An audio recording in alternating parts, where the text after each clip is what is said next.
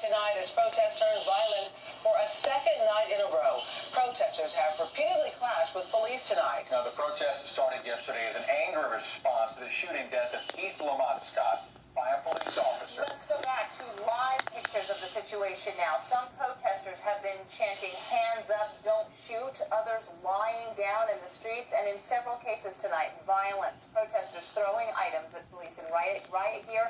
Police responding with tear gas and rubber bullets. Tonight, the governor of North Carolina says he is sending in more state troopers. If you take a look at the scene right now, you can see that people are on the ground facing off with officers. Some of the evening we've seen scenes like this one where there are direct confrontations and people join arm in arm and having to run in some cases from tear gas, as you see there. Now, we've learned that one person is on life support after being shot in the middle of all of this. We're hearing that it was a civilian-on-civilian shooting, no officer involved in this. And there were reports earlier that the person had died, but it turns out that that civilian is in critical condition. Also, through all of this, we have seen reporters dangerously close to those protests. Take a look.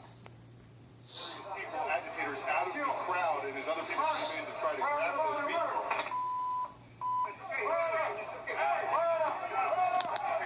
You just saw CNN's Ed Lavendera knocked to the ground by an apparent protester. Scary, however, he is back up and he is doing okay. Now, in regard to the shooting of Keith Lamont Scott, today Charlotte police said that Scott was carrying a gun, not a book, as initial reports from his family had suggested. The chief also said Scott did not obey commands to drop the weapon, but he could not say, however, whether Scott pointed his gun at police before he was shot. All right, we are keeping a close eye on these protests.